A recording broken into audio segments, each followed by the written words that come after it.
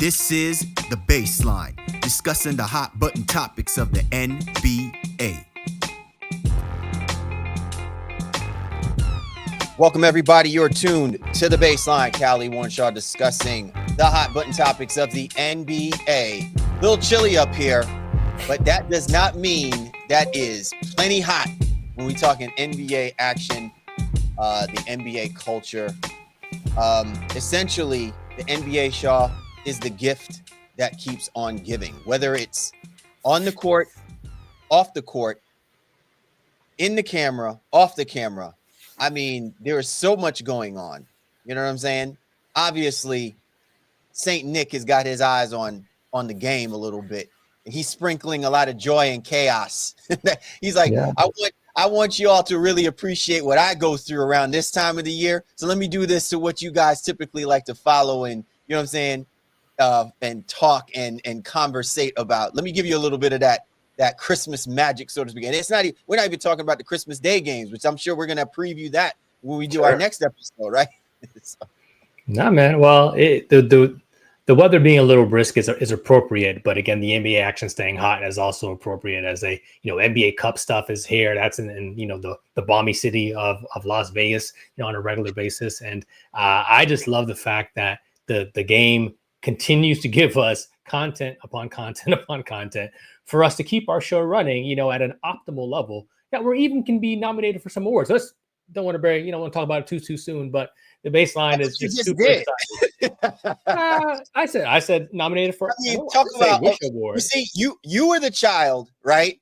That when you even though they say it, you gotta wait until December the 25th. You be that child that be like, tearing at the tearing at the rapper just a little bit. It's like, I did used to do that. I can't even front. I used to be very, very big on my Christmas vibes, and wanting to know what I was going to get. I couldn't wait. But again, I think the league is just really diving into kind of like truly the Christmas spirit. Even like the commercials and stuff that are going on, they're bringing back, that jingle jam commercial that they had from years ago, but they animated it and put it in with Wemby and Tatum and new guys and Luka who weren't in the original stuff. Like it's a festive time around the NBA, and we're here to cover it all. Absolutely. Well, it is a festive time, more importantly, not just for the Baseline NBA podcast, but also for the FAMS entity, 19 Media Group. And I'm sure, as you were just alluding to it a moment ago, again, man, when I tell people that 19 Media Group be running these content streets, I just genuinely think people don't understand where I'm coming from. But when you, as a entity, are being nominated, amongst a majority of great content creators that are out there in different spaces on different platforms, well, you're being nominated for what you do, what you cover, what you discuss as among one of the best that's out there doing it. I don't care who you are. I don't care what space you come from. I don't care how, long you've been doing it, how short of the time you've been doing it. The fact that you're being acknowledged for doing it, I think speaks volumes. So, without further ado, right? Like, again, the Baseline NBA podcast is proud to announce that we've been nominated for the Best Basketball Podcast for the second consecutive year by the Sports Podcast Awards. Shaw, you and I, for as long as we've been doing it, we are always, humbled, and we will always never take for granted, the effort and the work that we put into in order to allow our listeners, to open up this community, to open up this space. And I think, we want to make sure that we acknowledge the listeners who have put us in this position to allow the Sports Podcast Awards Committee to put us in that position, right? To say, hey, you guys are one of the best that's out there. And again, we're just truly honored and privileged to be recognized among such talented podcasts. And we're always grateful for the continued and growing support of the Baseline podcast community, but more importantly, the 19 Media Group community as well, too. So, again, that time of the year where we're calling on all of our baseliners, to rock with us, get out there in full force, show your support, right? We encourage you to go to tinyurl.com/baseline2025 so you can cast your vote and select your boy, Cal Lee, my man Warren Shaw, the Baseline NBA podcast, as the best basketball podcast, for 2024, 2025. And I'd be remiss if we didn't also acknowledge a couple of our colleagues, because they have also been put into this space as well too. Want to send a big shout outs to our family, Gimmick Infringement. They again have been nominated for the best wrestling podcast amongst the podcast awards committee. We did this last year with them, and we're just always, so proud of the growth and the content that they always continually keep putting out, man. They're one of the best that's out there. So we want to make sure that if you're a wrestling listener or someone who's interested in listening to wrestling talk and the culture of it, these guys are the best at doing it. So we encourage you to also check out Gimmick Infringement. And then also a big shout out, man. He's our little brother, man. I ain't going to say little son, you know what I'm saying? We're going to do that. But he's definitely someone that has grown so much in his ability to curate such a great podcast, hip to the games. Our man, Desmond Powell, he has also been nominated in our category among one of the best basketball podcasts that's out there. Such a unique twist on his ability to merge the culture of hip hop and the game of basketball in his show to put him in this position. We want to send a big shout outs to him. Shaw and I know about, the chemistry that we have. He's come on to our show and has helped co-host and, been a special guest, from time to time. So it's just great, man. It's awesome. Well, we're not only helping to build out that space, but we can also share that space with our contemporaries, our colleagues, and we want to see them succeed as well too. So, listen, big shout out to the 19 Media Group family, because it's clear and obvious, man. We got content creators that be running the streets, bro. So, I love it. I just absolutely love it. It's hard not to. So all I can say is, double down on what you just indicated. The Gimmick Infringement fellas they are special dudes. And if you knew, and I do know the work they put behind their show, so they deserve all of these accolades and all of the attention, for their show in this very, very prestigious and very, very competitive category, of wrestling. When you have celebrity wrestlers and celebrity players that kind of doing all this and entering the podcast space, it's so important for 19 Media Group of kind of homegrown talent, to be recognized in the way that we have been. And certainly last but not least, what Desmond Powell has been able to do, again, the amount of work he puts into his show, the amount of time he puts into the production, the thought he puts into the production. It's like you said, he's a young man, but he's an old soul. And it's really amazing to watch that work ethic be rewarded with this nomination. I'm so proud of him, so proud of our network and things that we have already accomplished and things that we are going to accomplish as a network with everybody in tow, man. So amazing shout out hip to the games, Gimmick Infringement. And of course, you, my brother, holding it down here with the baseline. What is this? Year 13, year 12. I'm lost in it. Either way, consecutive back-to-back nominations for us, man. And that's an amazing accomplishment as well. Man, we got some really important stuff to go over. Obviously, we want to be able to preview this upcoming Emirates NBA Cup Finals, which is going to feature the Oklahoma City Thunder and the Milwaukee Bucks. People are already leaning into that idea. Could this possibly be an NBA Finals matchup? Whoa. Okay. But I do think for the purposes of the NBA Cup, this is going to be a very intriguing matchup, and we'll give our perspective on and our predictions on who's going to ultimately win it. And then, listen, man, the wheels were turning. You know what I'm saying? This is what happens when you down a couple shots of good English rum. Wow.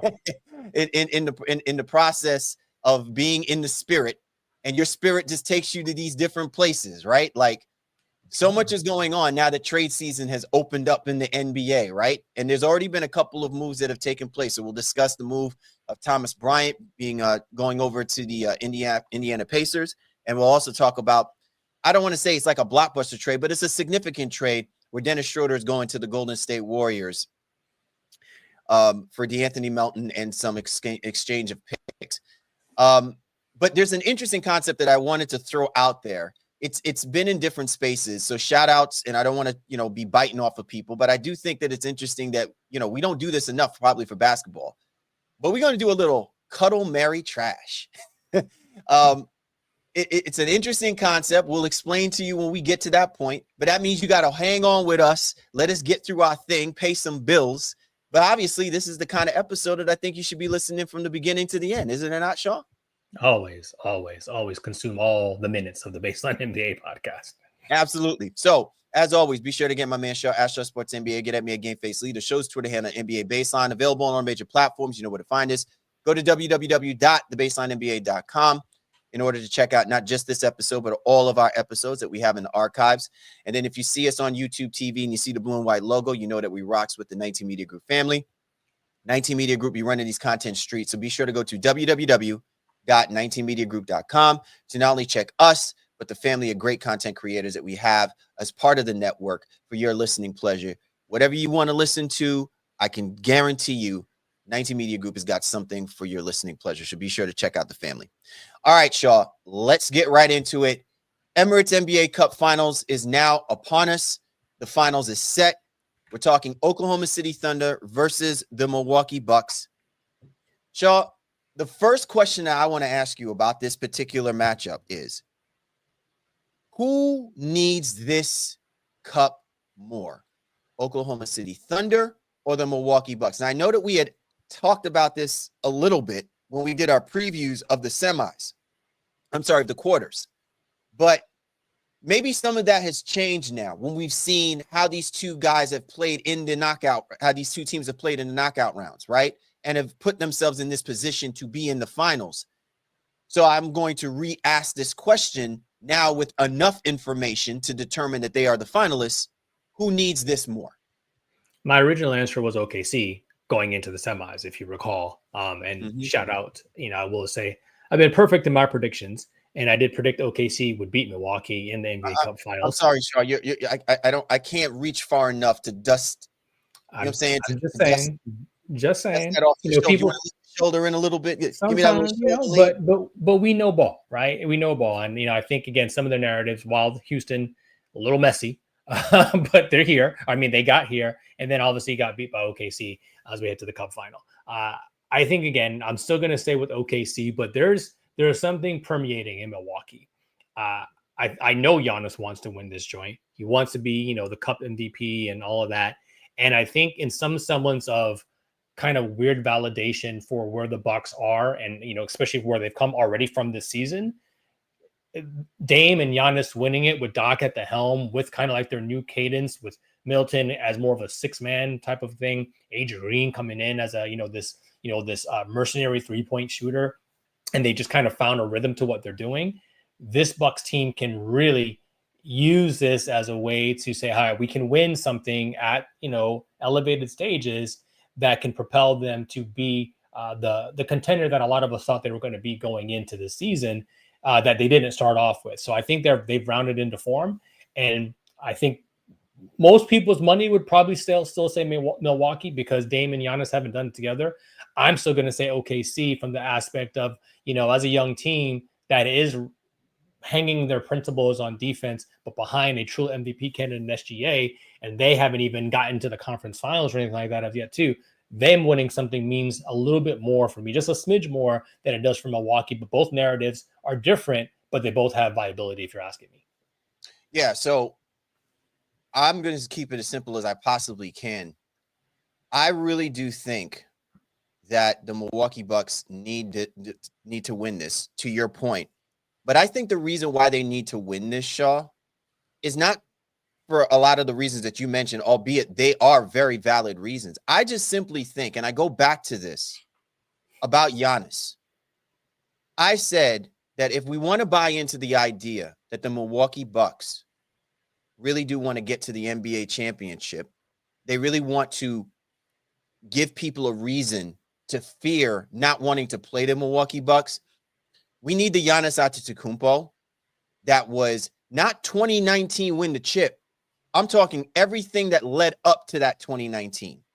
Okay. Now, during the beginning of this year, we've seen some, little instances of, him playfully being like that guy again, where, he's going to be a-hole-ish to other stars, other people that are getting the limelight, so to speak. And whether or not that's tongue in cheek, I don't know. Obviously, as you get older, Shaw, your mentality changes, right? He has a family. He's already acknowledged as among one of the great power forwards of our generation, right? Like he's already hit certain heights that has elevated him into particular space. I do think, though, that if you're trying to validate a level of greatness, which some guys after a while can say, you know what, I'm great where I am. And that's okay. Right? Ain't nobody going to make lesser of what he's doing. But I think if he still wants to be in those conversations among being one of the most dominant players in the prime of his career, he has to go back and exhibit that level of aggressiveness that put him in the position that he did prior to these last couple of seasons. Yeah. And some of it may be injuries. Some of it may be the chemistry. Some of it may be the politics going on with the type of team that they've built around him. But I ultimately think that what we're talking about here, Shaw, is we are still going to say for the Oklahoma City Thunder, the road to greatness for the Thunder will be what we see from SGA. And to your point, this is the year probably that SGA should win an MVP trophy, right?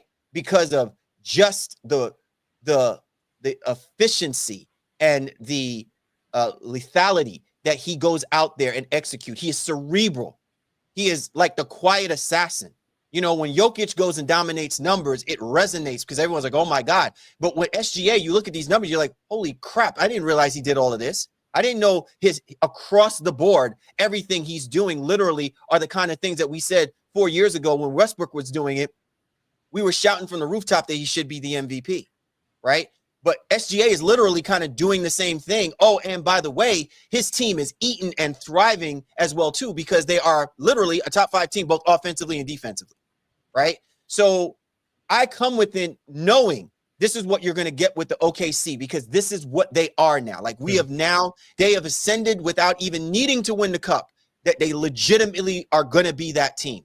It's just a matter of, are they good enough to do it against guys that are going to be a mismatch problem? And the only time that you're going to see a mismatch problem in this tournament is if they run up to the likes of someone like a Giannis Antetokounmpo. And I'm going to tell you this right now. If Isaiah Hartenstein is able to body up, Giannis Antetokounmpo, not stop him, stymie him, make Giannis struggle, make Giannis not be the person that we're saying that we think he's capable of being against his OKC Thunder team, then I'm going to begin to question what kind of team the Milwaukee Bucks will be for the rest of the season because they got to figure out a way to get that right. They got to figure out a way to open him up. He's got to figure out a way to be the most dominant player on the court. He doesn't have to be the best player, but he has to be the most dominant player. And so that to me is what resonates with why the Bucks need to win it more. Giannis has to go out there and he's got to basically put his foot on the necks of the Oklahoma City Thunder to let people know that it doesn't matter who we are matched up against. If I'm on my A game, nobody is stopping us because we are going to find a way to win that game. And I know people want it to be about Damian Lillard and Dame time in the fourth quarter, but I'm telling you right now, nobody can stop a Giannis when Giannis is in his bag. No, I think what OKC has to do is they kind of have to, not the wall of off type of situation, but they're going to have to double him and swarm him, I think, at times. What Milwaukee's doing that's different is that they're moving Giannis around. Yes, there are times where he's just kind of bully balling, getting up the break and just driving, ad nauseum, if you will, kind of battering ram style. But in the half court offense, they are putting him in pick and roll and getting him moving with momentum, which is a lot harder to stop when he's just kind of like just trying to dribble and kind of do it by himself. So to back up your point some a little bit more too, no matter if Doc Rivers loses this, all the things that Doc Rivers can't win things, it's going to come up again. So in that regard, it would be nice for Doc to get something, even if it is this. None of this for Doc, Dame, or Giannis are legacy building, but they could be confidence building. And I think a lot of that is what this NBA Cup is about for both of these teams. Yeah, statement making, right? This is a statement making game. But the problem is that it almost looks like for most of the guys that are on this roster, they have peaked. And now you're dealing with teams in which they haven't even hit their prime, which is why if you run against the Boston Celtics, you're going to run into a brick wall because that there's probably another level that Jason Tatum can go to. That there's probably another level that Jason. Let me interject only from this standpoint. I think I love what you said about in terms of the talent has peaked, but what the talent has not done is meshed. And Giannis had indicated that like there's a trust level now that wasn't there, even at the beginning of this year, especially with he and Dame specifically. They felt like it was your turn, my turn, or whatever. I'd really have to look at the tape to really kind of understand the nuances of that specific statement. But knowing that they are involved in pick and roll a lot more, and they are playing off each other better than we've ever seen. Dame seems to be passing the ball and knowing where guys want to be, even outside of Giannis, more than he did last year. All of those things I think are still relevant. So your statement is so super on point. Yes, the talent is peak, but the chemistry did not. And there was still room for the chemistry for the Bucks to grow. And that's what we're starting to see the signs of, even with Doc on the sidelines as well, too. Him maturing to this role and this iteration of who the Bucks were as a coach, as a legendary coach that he is, but he didn't really understand how to get everything in line now. And that seems to be the case now. So I'll take it to you, as you did to me the last time we talked about the Cup. Your prediction, OKC or the Milwaukee Bucks? I think OKC is going to win this. I just think that there is a level that the Oklahoma City Thunder has that I don't know if whether or not the Milwaukee Bucks have been fortunate to run into so far in this part of the tournament. Now, it's kind of misleading because the tournament, it gets commingled with the games that are on the docket. And I think going into the tournament, it'll be interesting to see what version of the Milwaukee Bucks comes out and competes, right? Based off of who they've been dealing with. But I can just tell you right now, when I'm watching this OKC Thunder team, man, I don't want to try, when I make this comparison, I don't want to make this comparison to tell people, oh, they got a Kevin Durant, they got a Russell Westbrook, and they got a James Harden. What I'm saying is that the youth uprising of the OKC Thunder reminds me a lot like that 2011 team, where you know that you've got your number one guy playing at a high level, and you got these two guys that are on the come up with Williams. And now, and you got Hartenstein, which is very, reminds a lot of people of, Ibaka and Adams. And so, like, you just kind of get that sense that this is a team that is very well-rounded, and they can only continue to get better. And hopefully OKC recognizes this. Don't mess around and F up the chemistry that's going on with these guys, because I think it's going to go a long way in the way that we determine how far the Oklahoma City Thunder can go even this year, possibly, to get to the NBA Finals out of the Western Conference. But I think a good way for us to measure how efficient and effective and a well-oiled machine they are is if they figure out a way to run through the Milwaukee Bucks. So I'm taking the Oklahoma City Thunder in this particular matchup. I just think that as a team, they're going to force the Milwaukee Bucks to have other guys go out there and score. And again, to the point that I mentioned a little bit earlier, that peaked talent, I don't know whether or not they're going to be there when it matters the most to hit those clutch shots when OKC goes on their runs. You already know where I stand. I picked OKC to win it from the very beginning against the Milwaukee Bucks. That was my prediction. Why would I change that now? There's no injuries. So OKC, I think, gets it done. We'll see what ends up happening here on NBA Cup Finals on Tuesday. Absolutely. You're tuned to The Baseline. Callie, Warren Shaw discussing the hot button topics of the NBA. Coming up, I like this one, man. We're going to do a little Marry, Cuddle, Trash. Oh, I cannot wait to tell you guys what this is all about. But with so much going on in the NBA, man, it would be remiss if we didn't discuss some of the trades that are happening, because trade season is opening up. But first, are you craving nonstop hoops action? NBA League Pass is your ticket to the ultimate basketball experience. Enjoy live games, on-demand replays, and exclusive behind-the-scenes content across a variety of devices. With NBA League Pass, you'll get more access to your favorite NBA content. The holiday season is here, and NBA League Pass is a perfect gift solution for every basketball fan. Stay up with the NBA like the Baseline does. Sign up now and type link.nba.com/LP19MG. Once again, that's link.nba.com/LP19MG. This limited time offer is the perfect opportunity to attract fans eager to catch every thrilling moment of the NBA season. More Baseline, Callie, Warren Shaw. Don't go anywhere. We're back, Callie, Warren Shaw, Baseline NBA podcast. All right, let's talk a little bit of the trades that have recently taken place. My man Shaw listen, there's a method to their madness, right? And you've spoken about this.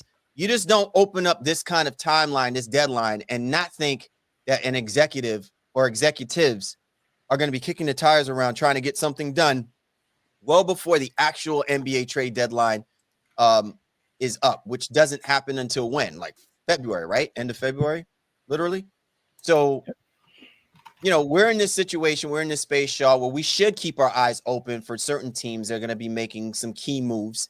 And one team that we thought, and you had predicted this as well too, the Indiana Pacers. They clearly needed to do something. They needed to, add a little, what do you call it? Octane in there, you know what I'm saying, in their fuel tank to get kickstarted. This is a team that has struggled so far this season, Shaw. Definitely not the team that they were last year, even going into the NBA Cup. So they decided to make a move, and they were able to acquire Thomas Bryant. What are your thoughts about this move, and does this really help the Indiana Pacers? Yeah, let me start from the Thomas Bryant point. I saw him at Heat Me today, and I asked him, I was like, basically, bro, why'd you come back? Like, he wasn't getting minutes there. They drafted Khalil Ware. I was just like, this doesn't really seem like a situation that's conducive for you. But he gave me the politically correct answer. I was like, hey, the team here, we can really build something, et cetera, et cetera. They appreciate what I do bring to this thing, and I think I'll have a chance to compete for minutes. Well, that did not end up coming to be the case. Indiana loses 2 centers, if you will, for them to injury. And so they've been really thin at that spot. Here comes now a perfect opportunity for Thomas Bryant to at least earn probably 12 to 15 minutes a night in the backup center role. A perfect complement in a lot of ways to Miles Turner, because while he can space the floor and he can be a decent rebounder, he does have a little bit of wiggle down in the post. I wouldn't say he's a great post player, but he can give them another dimension in that space, especially if Siakam is not down there doing what he does. So I like the move for Indiana. I like the move for Miami, freeing him up, if you will, to getting him out of jail and whatever was going on with him and Spoelstra there. And it's a great opportunity, I think, for the Pacers to shore up their front court. And, maybe this will lead to some other things, but I think, as I said a couple of weeks ago, they needed to do something for this bench. And I think this is a great first step. Yeah, I think it's an interesting move that's being made. It's definitely not, it's definitely not a, how do I say this? That doesn't tilt the scales, the landscape of what needs to take place, for the Indiana Pacers. But I do think that they do need to help, relieve a lot of the load that they're putting on Miles Turner. And I'm sure, Rick Carlisle, it recognizes it. Now, fortunately enough, for the Pacers, they're hanging around the eight spot as far as the Eastern Conference goes. And, I don't know if whether or not they're going to really have any steam to catch up with, the Cleveland Cavaliers, who clearly right now the class, of that division. But I do think that they can be able to compete with the Milwaukee Bucks. So, listen, there's still room for, opportunity there, but I'm sure they need to separate themselves from the Chicago Bulls, right? Because even with that Bulls roster that they have, you can make the argument it'd be like, hey, the Bulls probably may be a better team that can, usurp the Indiana Pacers if they decide to keep the players that they have and they all stay healthy. That's the they're not keeping those players. I mean, again, it would be a travesty if the Bulls did, but I hear what you're saying. Yeah, you get what I mean? Like just because of the way that the standings are reflective of. But we'll see, right? Like to your point, this is an opportunity more for Thomas Bryant than it really is about the Pacers. Like Thomas Bryant has an opportunity here to really, kind of show and prove, because we've seen a lot of guys who go to different destinations who are expecting to get certain minutes, and they wind up, further down the depth chart than probably what is originally intended. And like right now, he's getting what, 2.1 mil? That's a drop in the bucket for most teams if they realize that there's better potential with someone that's coming out of their G League or someone that they've had, coming out of camp. They put them in a certain game situation, and all of a sudden they become a spark plug. You know what I mean? And they're just like, all right, we want to kind of ride that momentum, see where that goes. So, yeah, we'll see what happens there. All right, Shaw. So the next big move that obviously is going to be talked about, and I guess part of me is just like, I'm wondering, is this it? If you're the Golden State Warriors, like this is your big play? They somehow were able to work a deal to bring Dennis Schroder from the Brooklyn Nets over to the Golden State Warriors. Now, the draft pick, Shaw, I'll let you speak to that part of it because maybe there's some significance within there. The only thing that's significant is really the players move, right? Like, so DeAnthony Melton goes over, right? And then some of the swap picks are Atlanta picks, and I believe there's a Warriors pick involved in the swap. But ultimately, the Warriors going after and getting Dennis Schroder says what to you? Well, they wanted another playmaker. They wanted somebody else to be able to get baskets on a pseudo regular basis, and not that Schroeder's like this offensive hub, if you will, but he's somebody who can score the ball and does know how to create. When you look at this Warriors team, it's Steph and Draymond, and neither of which are, well, Draymond, I guess, is more of a primary playmaker, and Curry is a kind of a secondary playmaker, by virtue of how much he has the ball in his hands, ends up becoming somewhat primary in their system. So losing Melton hurt them. And, Schroeder comes into this space as somebody who will be able to fit into their defensive schemes as well, too. And they can play alongside Steph. I like the move in theory, because they didn't really have anything else to do with Melton being gone for the year. It's not like he was going to come back for the playoffs or whatever. Like, he's done. So, Schroeder makes sense for them and doesn't tie up things in a way where they can't make another move, which Shams and others are still reporting that they're still going to go big game hunting for some of the other guys, which we'll talk about here in a little bit. But this more to me signifies where Brooklyn is at again, as well as a team that is probably going to be a seller, as we get into the depths of the trading season here before February. I get the sense, Shaw, that, and listen, I'm going to give props to Nets executives, because clearly they are selling high on Dennis Schroder. I think, like, right now he's like top 5 in assists in the NBA, right? He obviously was among one of their main scorers, but I definitely think that there was a problem there. I think the scoring dynamic with him and Cam Thomas was very inconsistent, right? And you have these moments where Schroeder, he'll give you 30 points, and then there's some games he could just give you 3, right? But somewhere along the line, he'll figure out a way, and he'll wind up with 7-8 assists. I think he had a career high the other night, like somewhere like 13 assists or something like that in a game.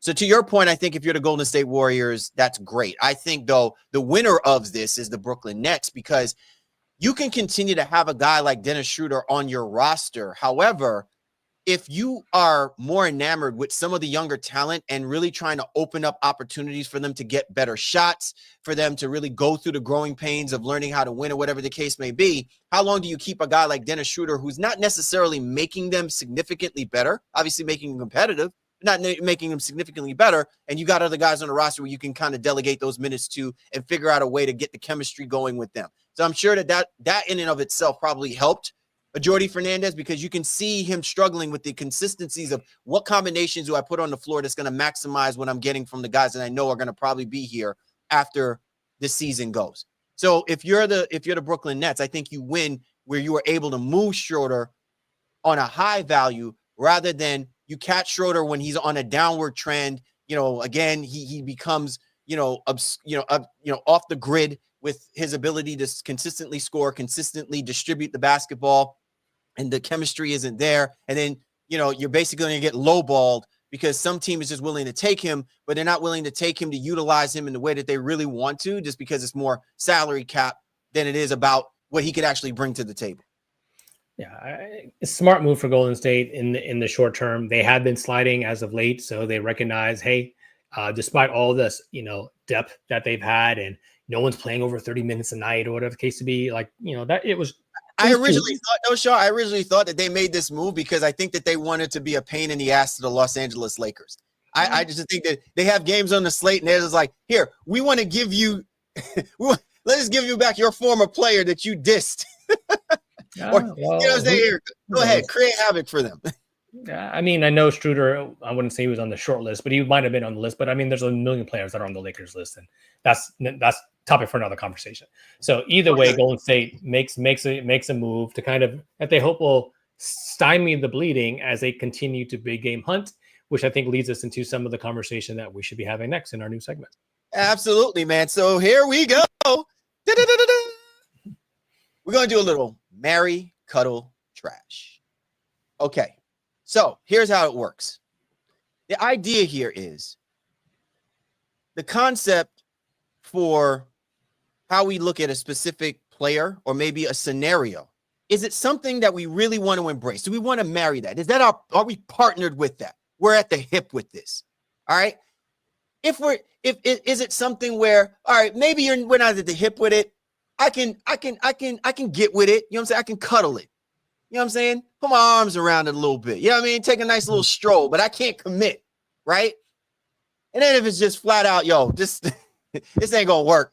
This is going in the trash. You know what I'm saying? We trashing this. That's what we talk about when we say marry, cuddle, trash, right?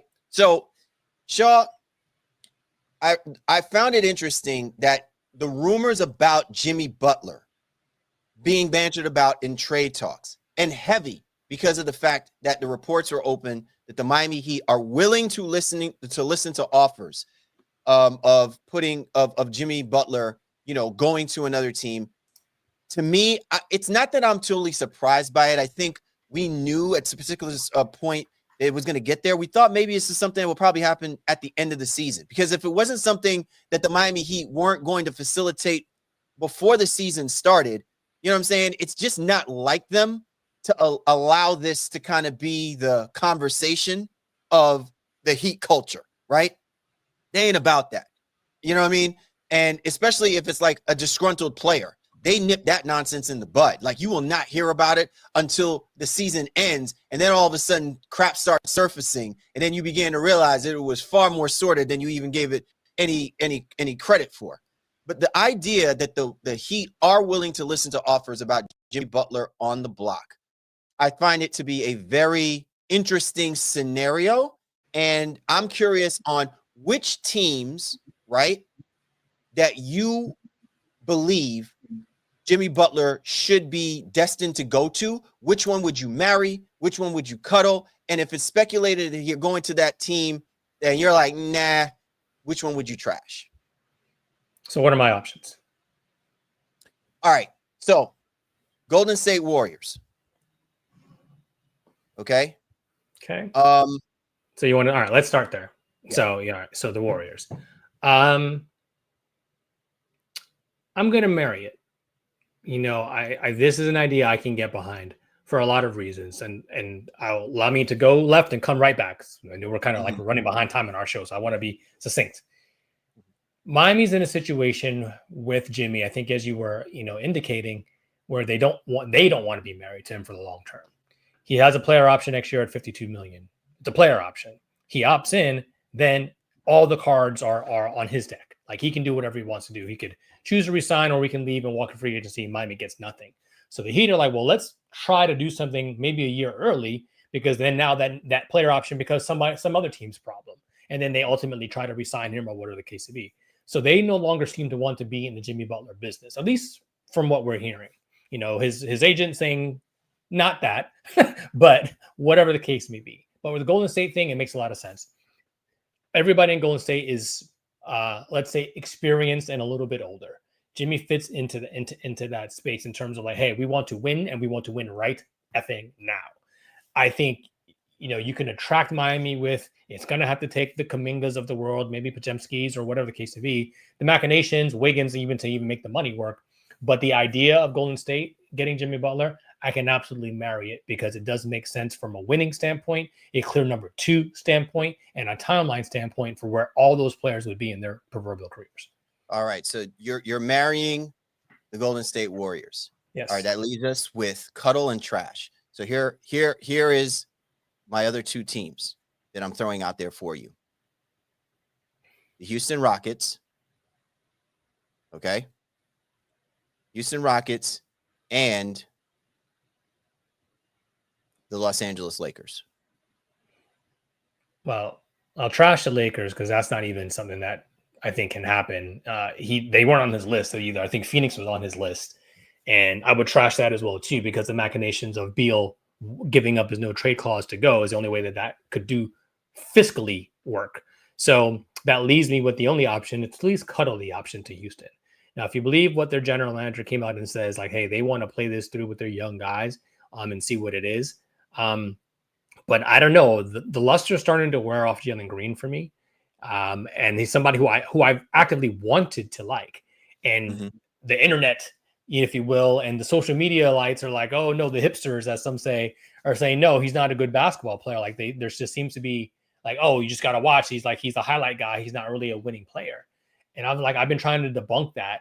But at the same time, he's not been consistent enough for me to be like, well, to really be able to go back at those said hipsters and saying, okay, Jalen Green is not somebody I would want to give up on. If it allows the Houston Rockets to get Jimmy Butler into that could be an accelerant to the Rockets that could propel them, to at least conference finals, especially with the way Udoka is coaching. So I'll cuddle the idea, although I don't think it's going to be more than just, like as you alluded to, a quick stroll. I don't think this is a cuddle that will lead to marriage in any shape or form. Ooh, man, I would hate for you to be a relationship counselor for these guys. Like, I've been successfully married for a little while, bro. I know, but I mean, these hard truths, man. They're gonna probably have to put them That's up why on. I'm successful. That's why I'm successful. I don't have to put them up on 90-day fiance, man. By the time that we're done with this whole situation, you're tuned to the Baseline. Callie Warrenshaw discussing the hot button topics of the NBA. So I find it. But here's my thing, Shaw. Are you buying the idea, real quick? Are you buying the idea about Jimmy Butler that even he is done with being in Miami? Right?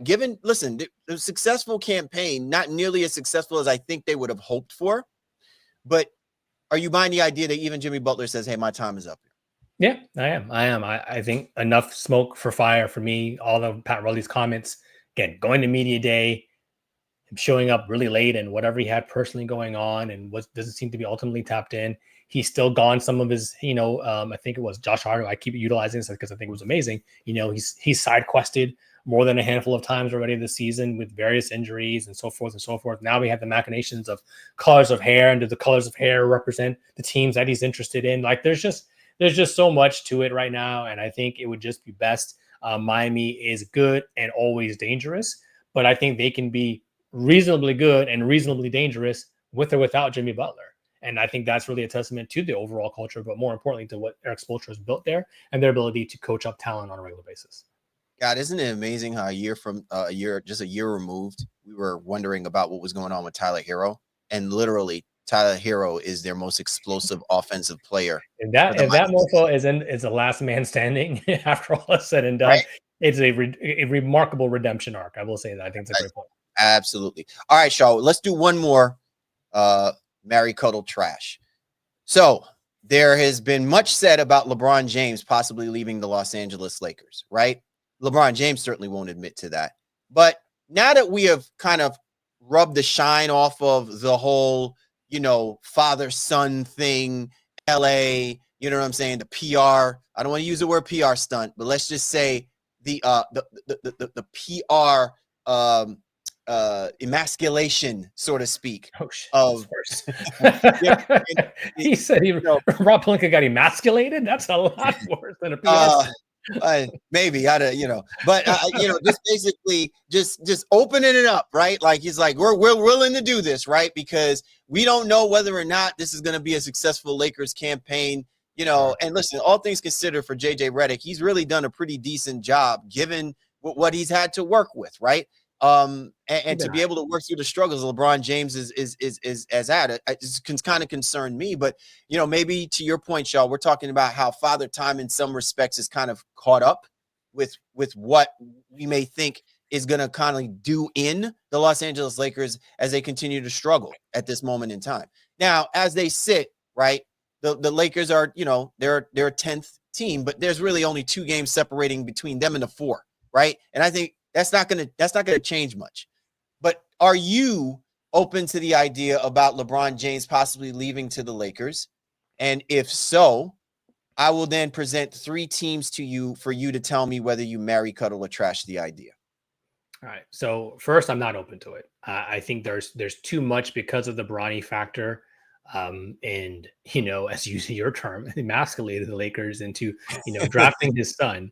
And I gotta get back to that word of the week thing, man. I get back to that. Like, okay. But making them a package deal in LA and all the things that he wants to do with his career currently and his post NBA career as well. A lot of that seems to be based in Hollywood. So I just don't know that he would walk away from that truly unless a certain team in a certain situation really made him an offer he couldn't refuse. And I just don't know that can actually come to play. Okay.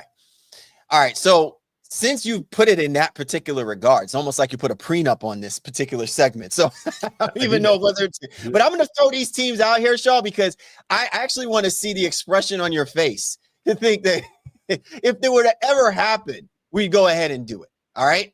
Okay. Originally, at one point, I would have thrown out there the Cleveland Cavaliers at the beginning of the season. I would have been like, what happens if the Cleveland Cavaliers figured out a way to bring back LeBron again? You know what I'm saying?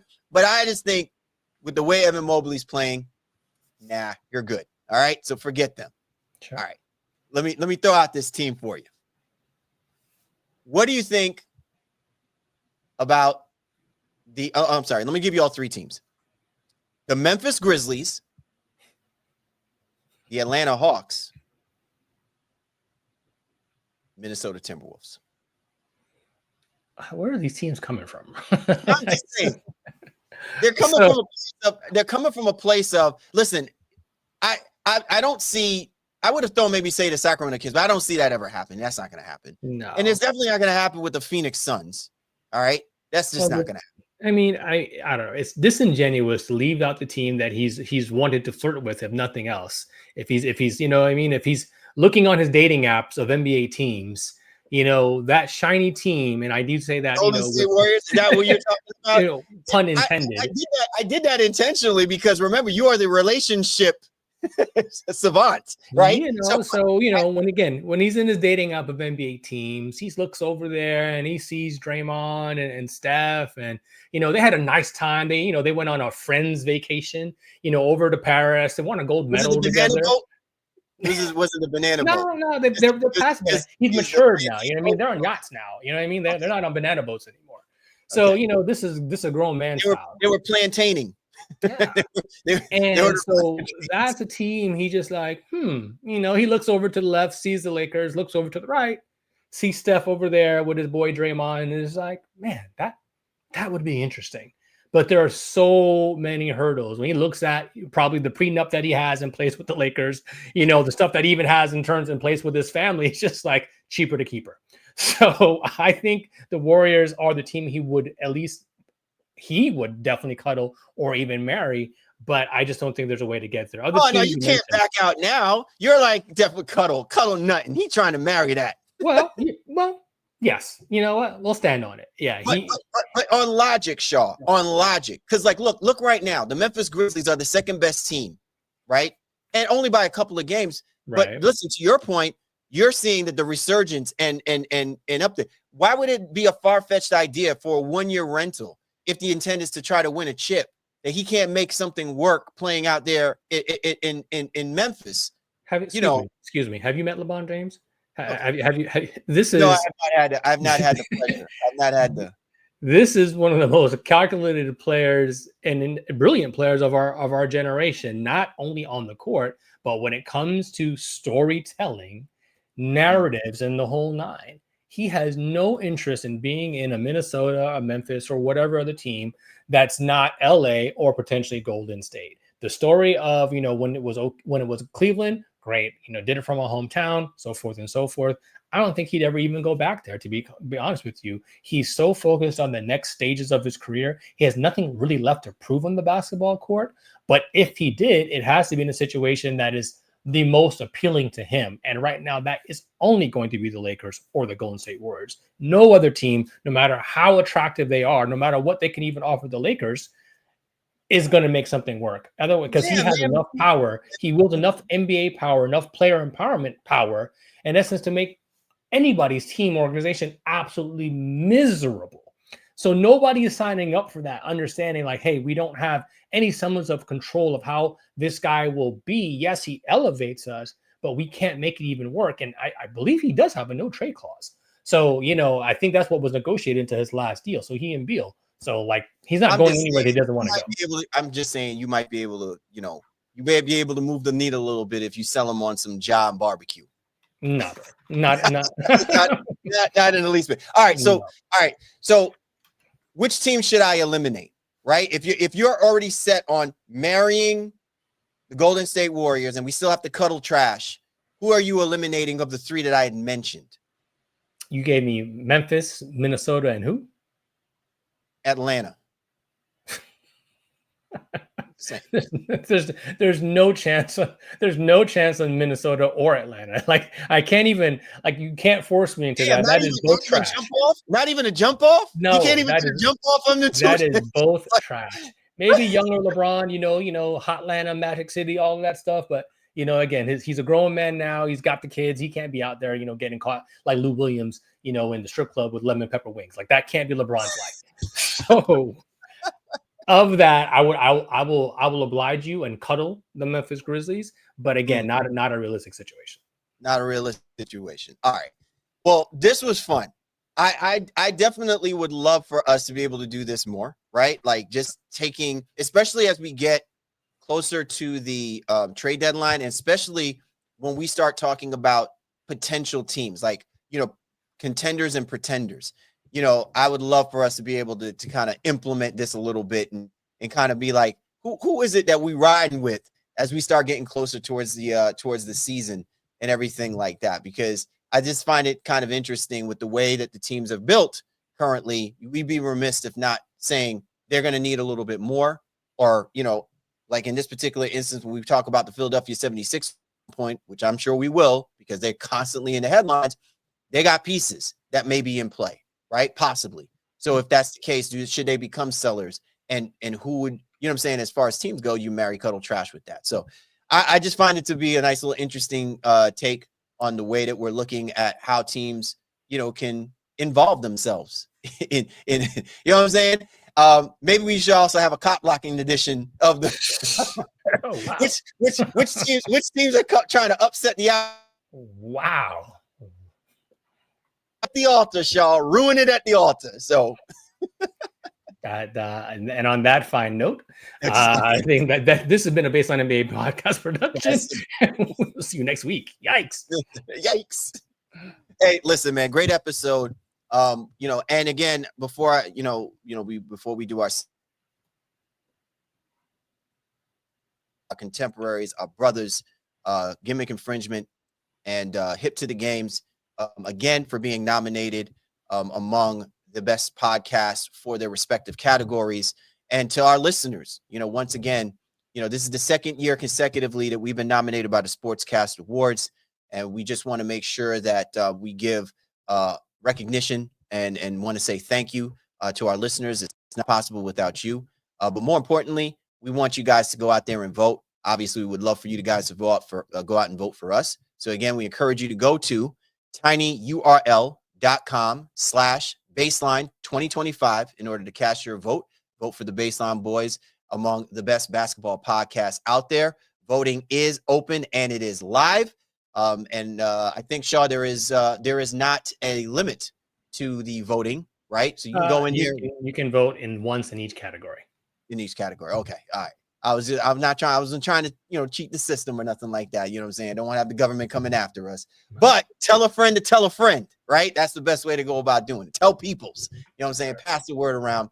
But again, man, great episode this week, Shaw. And once again, congratulations, sir. For helping make our show, one of the more recognized basketball podcasts that are out there. And, again, I wouldn't be doing this without my man 50 Graham, brother from another mother. This is how we do, brother. Oh, man, it's always a vibe and a great Christmas gift, to us, great Christmas gift to the network.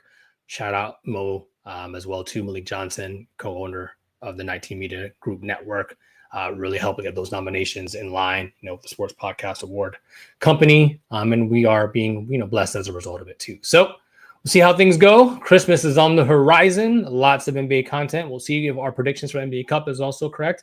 And can't wait to hear people's fan reaction on, our latest Sarah segment here. Marry, cuddle, or trash, man. You a wild dude, brother. You a wild dude. Appreciate it, man. See, that's what I'm saying. You don't want me playing in your bachelor parties no more. Anyway, for the Baseline, Callie, Warren, Shaw, we appreciate you guys. We do. And we'll catch up with you next time.